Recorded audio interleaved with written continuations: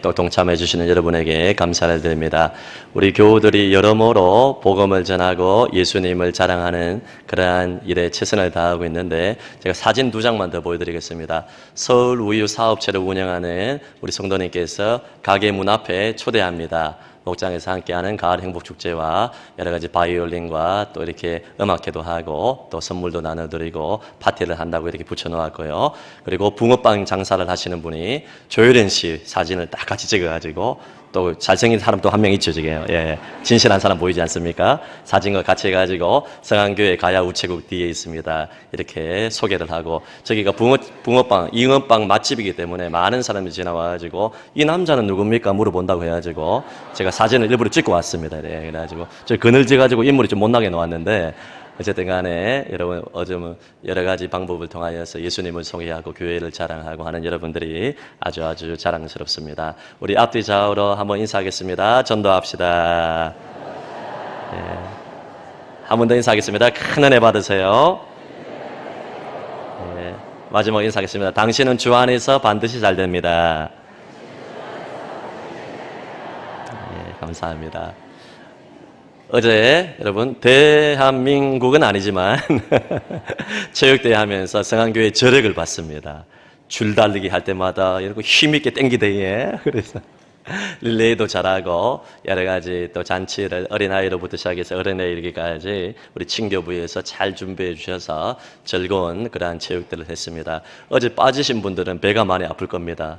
다음번에 할 때는 꼭 참석하셨으면 좋겠습니다. 아마도 어제 새 가족들도 200분 이상이 오셨고 한 1,300명 정도가 모여서 또 즐거운 잔치를 했습니다. 모라 중학교를 우리가 점령을 했습니다. 예, 너무나 감사를 드리고 수고해 주셔서 감사를 드리고, 제가 마지막에 릴레이를 안 했어야 되는데 릴레이 달리기 해가지고 야곱의 한도 뼈를 뚫어 맞은 것처럼 허벅지가 좀 아픕니다. 그래서 자연스럽게 그러려고 노력을 많이 했는데 눈치챈 분도 계실 것입니다. 어쨌든 열정이 있게 승패를 떠나서 즐거운 마음으로, 또 맛있는 것도 왜 이렇게 많이 저한테 주든지 감사합니다. 그래서 즐거운 잔치였습니다. 우리 교회의 저력과 하나됨이 이루어지는 그 시간이 너무나 감사했습니다. 오늘 설교 제목 따라하겠습니다. 변함없는 사랑의 추적자. 변함없는 사랑의 추적자. 우리 예수님의 별명이, 저는 변함없는 사랑의 추적자라고 이야기하고 싶습니다. 실패하고 상처 있는 인생, 모든 것이 무너진 인생 가운데 끝까지 포기하지 아니하시고 손 내밀어 주시는 분이 우리 예수님이 아닐까. 베드로뿐만 아니라 저와 여러분에게 변함없는 사랑의 추적자로 끝까지 한번 사랑하기로 택했으면 끝까지 사랑하시는 분으로 나타나 있습니다. 여러분 요한복음을 쭉 읽어보시면 20장에서 끝나야 자연스럽습니다.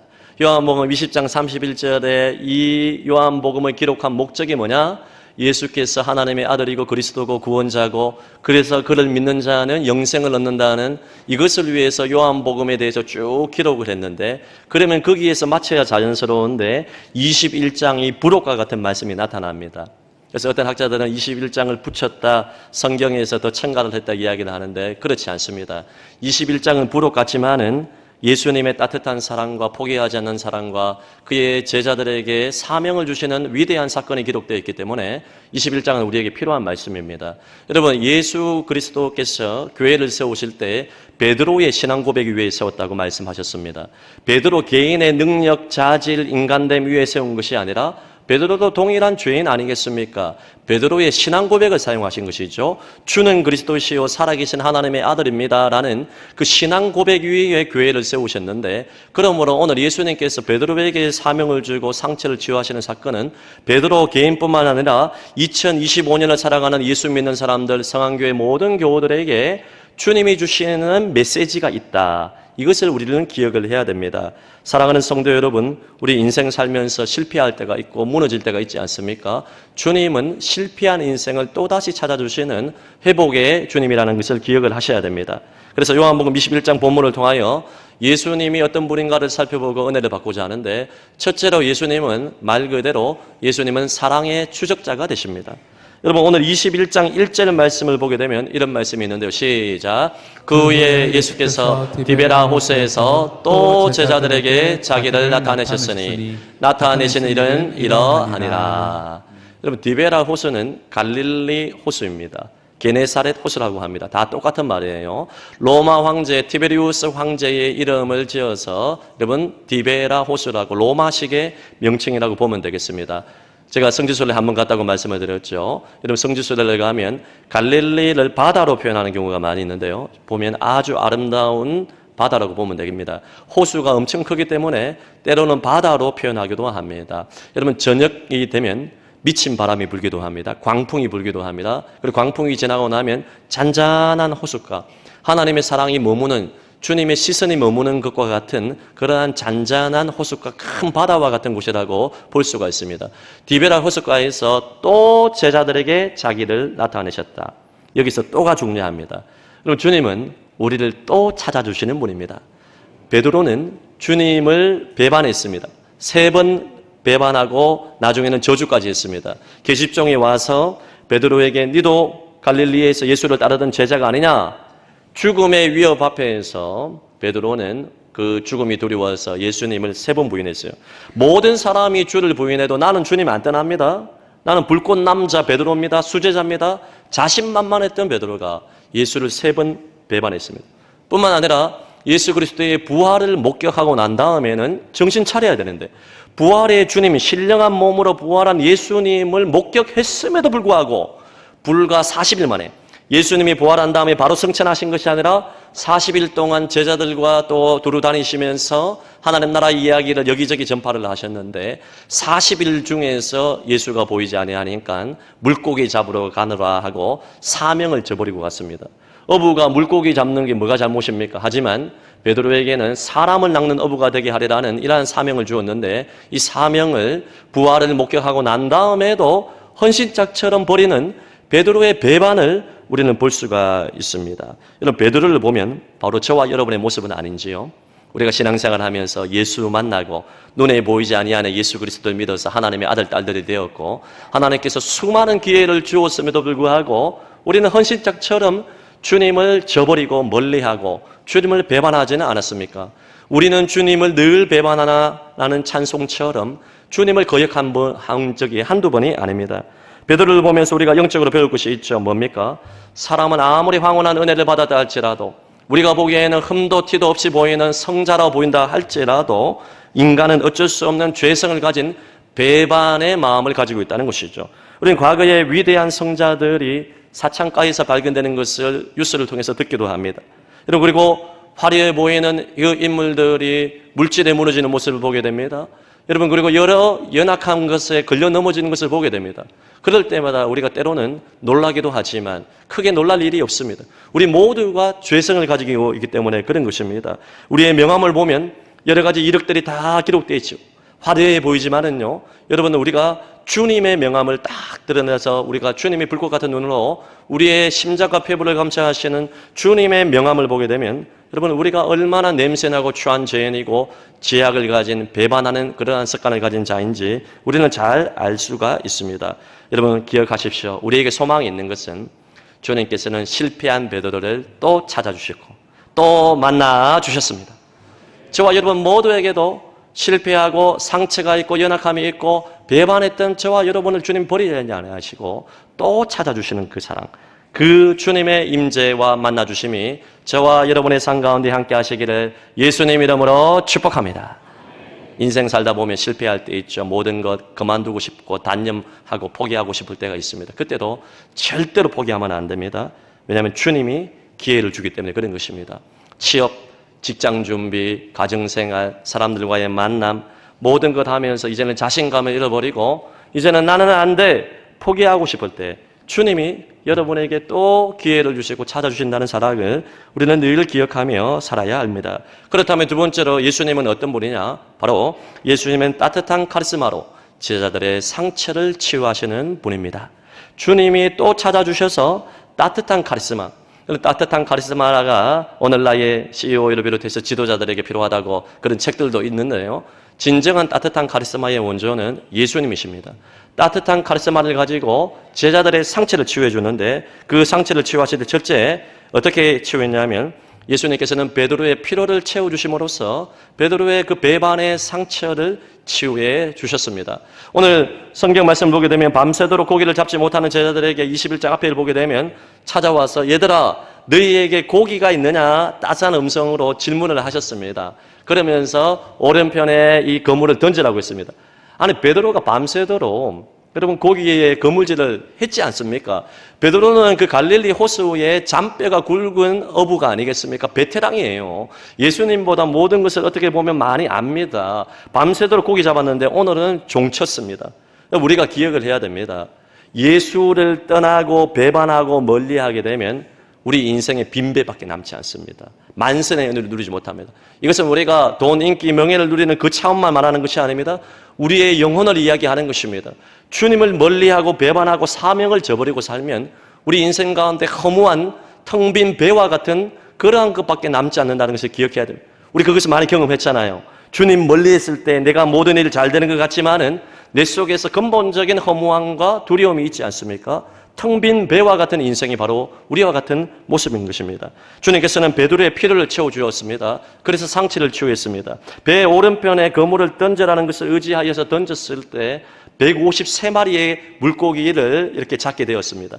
153마리가 왜 이것이 나오느냐에 대해서 신학자들이 이야기들이 많이 하는데 헬라어가 모든 헬라어 단어마다 숫자가 있지 않습니까? 1, 5, 3을 이야기를 하면 하나님의 회복의 은혜를 이야기한다 해서 153마리라고 이야기를 하고 또 어떤 학자들은 이 갈릴리 호숫가에 한 153가지의 어종이 살고 있었기 때문에 그 모든 물고기를 다 잡음으로 말미암아 이 베드로의 피로를 채워주시는 것으로 상처를 치유하셨다 그렇게 말을 하는데 그것은 정확하게 성경에서 이야기하지 않기 때문에 우리가 100% 우리가 따를 수는 없지만은 아주 일리가 있다고 생각을 합니다. 어쨌든 이 153마리라는 이 숫자는 텅 빈 인생 가운데 주님께서 피로를 채워주시고 상처를 치유하는 회복의 물고기가 되었다는 것입니다.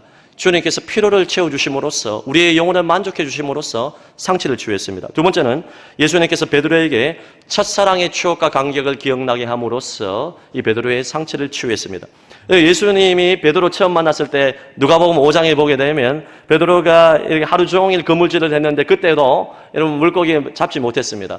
그래서 이제 물고기를 잡지 못해서 배를 강에 이제 어귀에 두고 이제 그물질을 하고 있었습니다. 그물을 딛고 있었는데요. 모든 거 다 끝났잖아요. 이제 쉬어야 되는데 예수님께서 찾아오셔서 뭐라고 이야기하셨습니까? 깊은 데로 가서 그물을 던져라.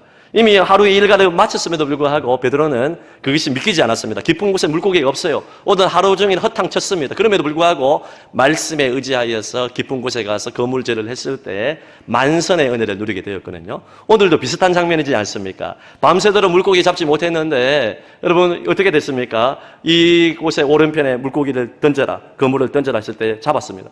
베드로가 오른편에 던지지 않았을까요? 밤새도록 하면서 왼편, 오른편, 앞, 뒤 여러 군데 다 그물질을 했어요. 못 잡았습니다. 그럼에도 불구하고 이 말씀에 의지하여서 오른편에 여러분 그물질을 했을 때 153마리가 잡혔잖아요. 이 사건을 이렇게 경험했을 때 또 주님을 만났을 때 베드로는 첫사랑의 감격이 떠올랐던 것입니다. 그리고 여러분 이 베드로가 예수님을 처음 만났을 때 이 만선의 은혜를 누렸을 때 깊은 곳에 가서 그물을 딱 던졌을 때 물고기가 잡힌 것을 보고 특이한 행동을 합니다. 기뻐하는 것이 아니라 예수님 앞에 무릎을 꿇고 나는 죄인입니다. 나를 떠나소서 이야기합니다. 이상하지 않습니까? 물고기 잡게 해주셔서 감사합니다 이야기해야 되는데 오히려 주여 나는 죄인입니다. 나를 떠나소서. 무슨 말입니까? 예수 그리스도의 말씀을 의지하여서 그물질을 했지만 베드로의 중심에는 이분을 단순한 인간 랍비 정도 스승 정도로 생각을 했는데 알고 보니까 이분은 하나님이시구나. 하나님을 배워보니까 이 말씀에 비답해서 자기 모습을 보니까 누추함과 죄인됨을 깨달았기 때문에 이렇게 죄를 고백하고 나를 떠나서서 이야기를 한 것입니다. 오늘 이 부활 후에 주님께서 찾아오시는 사건, 얘들아 너에게 고기가 있느냐 이 말씀을 물으시면서 그리고 오른편에 물고기를 던졌을 때 153마리가 잡히는 것을 보고 베드로는 첫사랑의 추억을 기억하고 그 감격으로 상처가 치유된 것입니다. 여러분 주님을 처음 만났을 때를 생각하십시오. 신앙생활에 침체가 왔을 때 내가 주님을 처음 만났을 때를 생각을 하게 되면 다시금 우리의 상처가 치유되는 것입니다. 예수님과의 첫사랑이 회복될 수 있기를 예수님 이름으로 축복합니다. 세 번째로 예수님은 아무 말 없이 음식을 먹이시고 이름을 불러주시고 질문을 던짐으로써 베드로의 상처를 치유했습니다. 여러분, 우리가 큰 스승을 만나거나 때로는 우리의 사랑하는 부모님이 내가 큰 사고를 쳤어요. 부모님이 아끼는 도자기를 깨거나 큰 사건을 깼을 때 부모님이 징계하시고 야단을 치시고 책망을 하는데, 오히려 어떨 때에는 큰 건수가 있을 때에는 아무 말 없이 지나가실 때가 있지 않습니까? 그때 여러분, 우리가 교훈을 받지 않습니까? 너무너무 사랑하시는 부모님의 사랑과 스승의 사랑을 느끼지 않습니까? 마찬가지예요. 베드로를 만나주신, 또 찾아주시는 예수님께서 와서, 베드로야, 너 인간적으로 어떻게 그럴 수가 있냐? 네가 그렇게 의리의 남자라고 하고 불꽃의 남자라고 이야기를 했는데 나를 3번이나 거절하고 부활하고 난 다음에 너를 찾아왔음에도 불구하고 또 물고기 잡으러 가고 사명을 저버릴 수 있나? 너 인간적으로 의리가 있냐 없냐? 질책하지 않았습니다. 오히려 아무 말 없이 찾아오셔서 생선 숯불구이를 해주시고 떡을 떼어주시는, 조반을 차려주시는, 마치 어머니와 같은 사랑으로 찾아오시는 그러한 따스한 사랑을 통하여서 베드로의 상처를 치유해 주셨습니다. 여러분, 우리가 주님 앞에 섰을 때 질책받을 것이 얼마나 많이 있습니까? 수없이 많은 기회를 받았음에도 불구하고 사명을 저버리고 살 때가 얼마나 많았어요. 그럼에도 불구하고 주님께서 우리를 찾아와 주실 때 때로는 책망하시지만은 따스한 품으로 아무 말 없이 우리를 먹여주시는, 마치 어머니와 같은 사랑으로 우리를 품어줄 때가 있다는 것입니다. 그러면서 이름을 불러주는데요, 오늘 특이한 장면이 있습니다. 15절에 보면 예수님께서 이렇게 말씀하십니다. 시작. 그들이 조밥 먹은 후에 예수께서 시몬 베드로에게 이르시되 요한의 아들 시몬아, 내가 이 사람들보다 나를 더 사랑하느냐 하시니, 조반을 먹이시고 난 다음에 오늘 띄워주세요. 사랑하는 주님께서 뭐라고 말씀했냐면, 본문 그대로 띄워주세요. 여러분, 아니, 그 앞에 말씀이에요. 요한의 아들 시몬아, 이렇게 말씀을 하십니다. 여러분, 예수님께서 베드로를 만나고 난 다음에 뭐라고 예언을 했냐면, 네가 지금은 시몬이지만은 장차 게바가 된다. 페트라, 베드로가 된다. 베드로는 반석이라는 것, 든든한 반석, 바위라는 뜻입니다. 앞으로 너 이제 베드로라고 이름 부를게 말씀하셨어요. 자, 베드로라고 부른 지가 오래되었음에도 불구하고 오늘은 갑자기 원래 원초적인 이름인 요한의 아들 시몬아 말씀합니다. 시몬은 갈대라는 뜻입니다. 흔들린다는 것입니다. 갈대와 같이 오락가락한다는 것입니다. 무슨 말입니까? 베드로의 원래 내 모습을 내가 다 알고 있다는 것입니다. 여러분, 우리가 대단한 것처럼 보여도, 무언가를 이룬 사람이 사회적으로 잘 나가는 것처럼 보여도 우리는 어쩔 수 없는 그러한 본성은, 육적인 본성을 가진 죄인이고 연약한 존재요, 갈대요, 시몬이라는 사실을 알아야 됩니다. 주님은 우리를 압니다. 여러분, 이사야 말씀 보게 되면 하나님께서 이스라엘 백성들을, 여러분, 야곱의 이 12자손들을 통하여서 야곱의 이름을 계명할 때 이스라엘이라고 바꾸잖아요. 야곱은 사기꾼, 남의 발목을 잡는 자, 이러한 악한 본성을 뜻하는 것인데, 이스라엘은 하나님의 백성을 뜻하는 것이죠. 하나님의 존귀한 거룩한 백성을 뜻하는 것입니다. 이름을 바꾸어 주었어요. 그런데 이사야 40장 이후에 말씀 보게 되면 지렁이 같은 너 야곱아, 이렇게 이야기합니다. 연약한 본성, 죄성을 가진 지렁이 같은 너 야곱아 이야기합니다. 주님이 우리의 실체를 안다는 것이죠. 우리가 넘어질 걸 아신다는 것이죠. 우리의 무너짐을 안다는 것이죠. 우리의 멘탈이 약하다는 것을 아신다는 것이죠. 우리가 배반할 것을 이미 다 알고 계신다는 것입니다. 그래서 요한의 아들 시몬아, 있는 모습 그대로, 누추하고 배반하고 거역하는 모습 그대로 요한의 아들 시몬아라고 주님께서 우리를 불러주는 거예요. 사랑하는 성도 여러분, 예수님 우리 모든 거 다 알고 계시는 줄로 믿습니다. 알고 있음에도 불구하고 사랑하는 진실아, 사랑하는 성도님의 이름을 부르면서 네가 이 사람들보다 나를 더 사랑하느냐 질문을 던짐으로써 우리를 치유한다는 것입니다. 자, 주님의 일을 우리가 감당을 할 때 여러 가지 재력과 능력과 그리고 다양한 것이 많이 필요한데, 주님이 딱 한 가지 묻습니다. 모든 것 다 필요하지만 그 모든 것 위에 그 앞서서 네가 나를 사랑하느냐, 이것을 묻고 있습니다. 내가 이 물고기보다, 이 사람들보다, 다른 제자들보다 나를 더 사랑하느냐, 3번이나 묻습니다. 여기는 의미가 있어요. 예수님께서 여러분 이 마지막 십자가를 지시기 전에, 겟세마네 동산에 가기 전에 이 베드로가 이 숯불, 말 그대로 숯불이 이게 이제 연상이 되는데요, 밤늦게 숯불 위에서 이게 손을 째고 있는데 계집종이 옆에서 질문을 하잖아요. 너도 예수당이다, 예수 따라다니는 것을 봤다 했을 때 3번 부인했잖아요. 부인하고 저주까지 했잖아요. 여러분, 그래서 3번 예수님을 부인한 그 상처가 마음 가운데 가득 깊이 뿌리 박혀 있는데 예수님께서 3번의 질문을 통하여서 그 상처를 치유하는 것입니다. 내가 다른 사람들보다 나를 더 사랑하느냐? 베드로는 자신이 없었어요. 주님을 중심으로 사랑하는 마음이 있었음에도 불구하고 결정적인 위험의 순간에는 예수님을 배반했기 때문에 자신 있게 주님 사랑합니다 말을 못했습니다. 그래서 뭐 이렇게 얘기하냐면 마지막 3번째는 매우 근심하여 이르되 내가 주님을 사랑하는 거 주께서 아십니다. 내가 주님 사랑하는 마음의 중심은 있지만은 자신이 없습니다. 그럼에도 불구하고 주님은 내 마음 아시죠? 이런 고백을 한 것입니다. 3번의 질문을 통하여서 베드로의 3번의 배반의 상처와 실패를 치유하시는 예수님의 모습을 볼 수가 있는 것입니다. 성도 여러분, 목회자인 저도 마찬가지, 목자와 교사와 성가대와 교회를 하고 봉사일을 할 때 우리가 가장 힘든 게 뭡니까? 솔직히 사람 때문에 힘들잖아요. 뭐 물질이 부족해서 힘든 것도 있고 여러 가지 필요한 것들도 많이 있지만은 인간관계가 가장 힘든 것입니다. 여러분, 주님을 사랑하는가 이것을 질문하는 예수님의 의도를 알아야 됩니다. 우리가 교회를 할 때 영혼을 사랑하고 그 어떤 것을 하기 이전에 주님을 사랑하는 이것이 확인되지 아니하면 사람들은 모든 교회를 할 때 반드시 지치고 단념하고 그만두게 되는 것입니다. 사람은 뵐 수가 없는 것입니다. 주님의 사랑을 깊이 경험하고 주님 사랑이 확인되기만 하면 아무리 인생의 파도가 다가오고 사람들의 소리가 들리고 공격이 다가온다 할지라도 흔들리지 않고 주님의 길을 갈 수가 있습니다.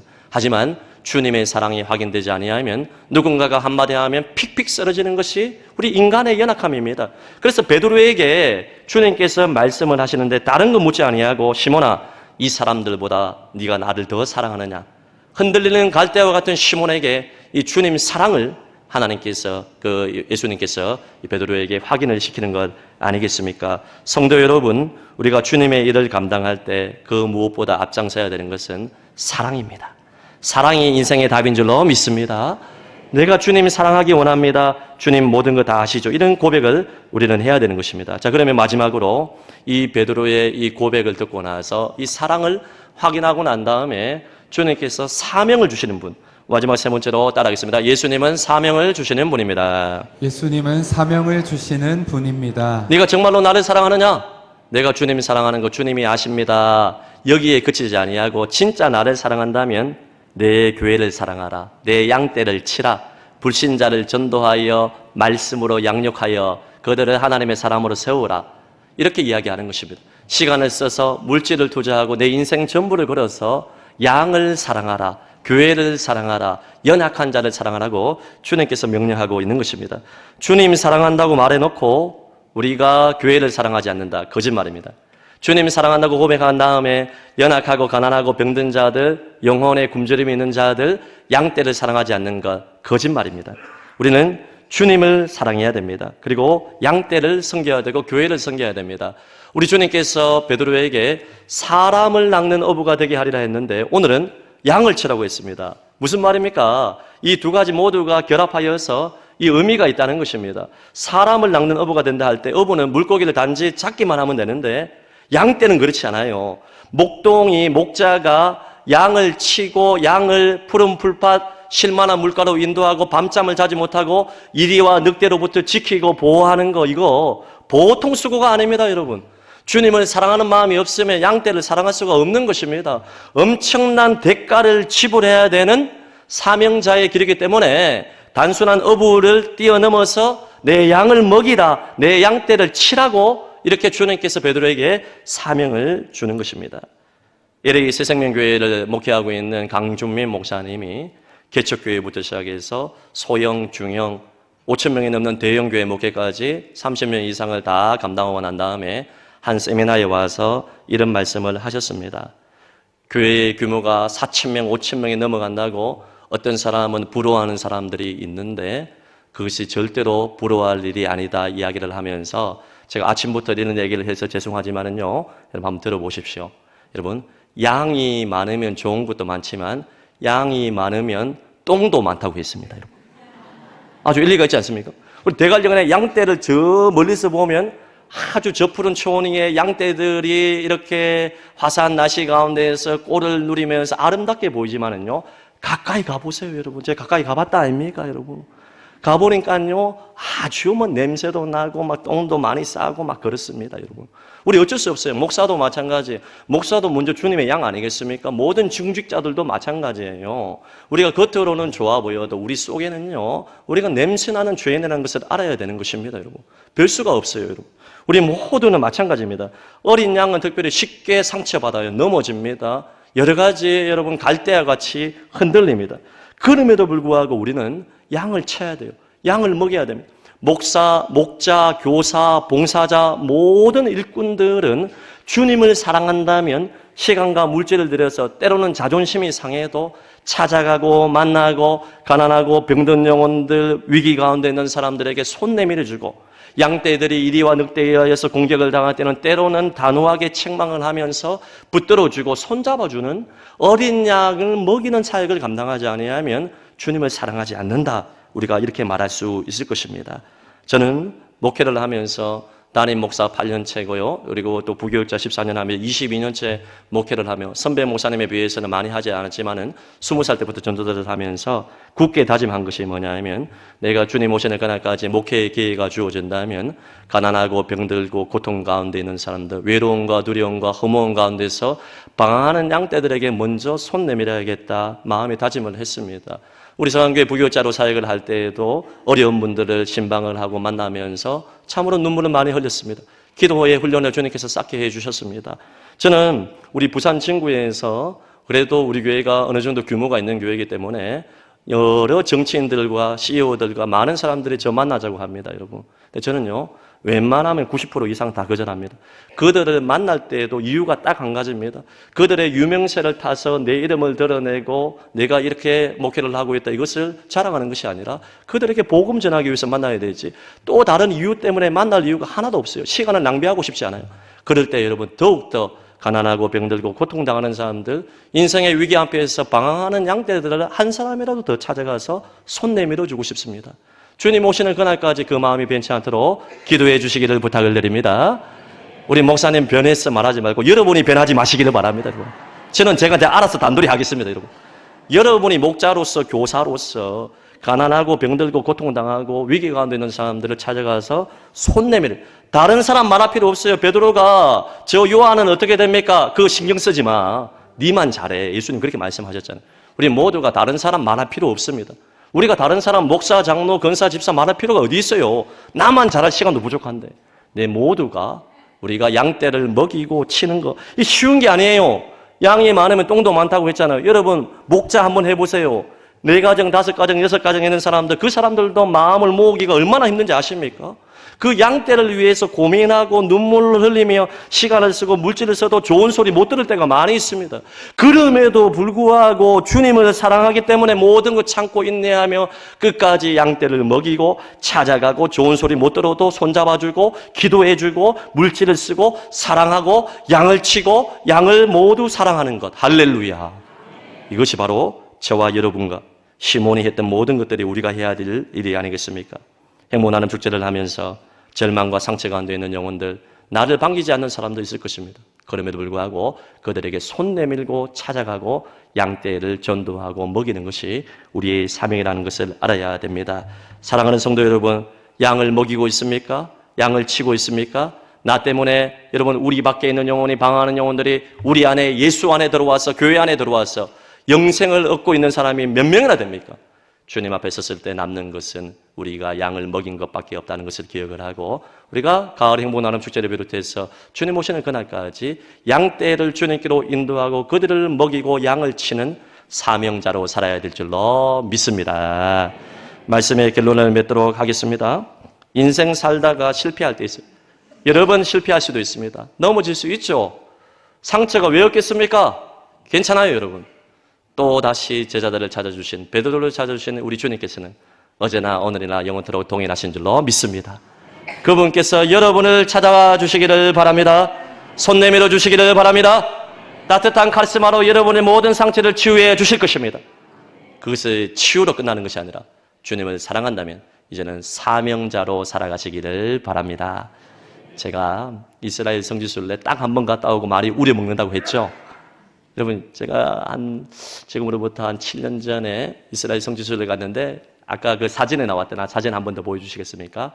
갈릴리 호숫가 바닷가에 딱 갔는데, 저 오후쯤, 저보다 한 2시간 앞서서 갈릴리 호숫가를 통하여서 그 건너편 동네로 이제 이동을 하는데, 함께 같은 한 40여 분과 함께 갈릴리 선상에서 성찬신도 하고 예배를 인도하면서, 제가 그때 목사니까 예배를 인도하면서 하염없이 많이 울었습니다. 저 갈릴리 호숫가에서 성찬식을 드리고 예배를 드리는데, 마치 주님께서 사랑하는 시몬아 불렀던 그 주님께서 사랑하는 진실아, 내가 이 사람들보다 나를 더 사랑하느냐? 이 주님의 이 음성을 듣게 되었어요.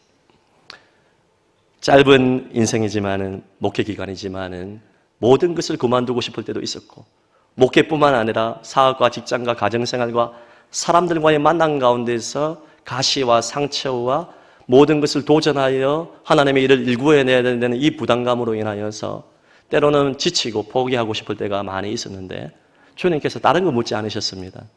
네가 이 사람들보다 나를 더 사랑하느냐? 갈릴리 호숫가에서 7년 전에 주님께서 시몬에게 주셨던 그 동일한 음성을 제 마음 가운데 도전해 주심을 말미암아, 주님, 제가 넘어지는 거 아시죠? 제 멘탈이 약한 건 아시죠? 나의 실패를 아시죠? 나의 무능함을 아시죠? 하지만 제가 주님을 사랑하기 원합니다. 주님 사랑하는 것 주님이 아십니다. 그렇게 눈물을 흘리면서 고백했던 기억이 이 말씀을 준비하면서 생각이 났습니다. 시몬뿐만 아니라, 저뿐만 아니라 여러분 모두에게도 주님이 질문하십니다. 사랑하는 성도야, 사랑하는 누구누구야, 네가 이 사람보다 나를 더 사랑하느냐? 물질보다, 어떤 사람보다, 내가 아끼는 것보다 나를 더 사랑하느냐? 이 주님의 음성에 내가 주님을 사랑하는 것 주님이 아십니다. 시몬처럼 고백하시는 여러분이 되시기 바랍니다. 사랑으로 사명자로 살아가시기를 예수님 이름으로 축복합니다. 오늘 우리 찬양할 텐데요, 갈릴리 바닷가에서 제가 그 선상 예배를 드리면서 이 찬양이 생각이 났어요. 이 찬송 계속 되뇌면서 이제 많이 울었는데요, 우리 1절, 2절은 그대로 부르고 3절과 세 번째 부를 때는 사랑하는 시몬아 여러분의 이름을 불렀으면 좋겠습니다. 우리 한번 찬송했으면 좋겠습니다.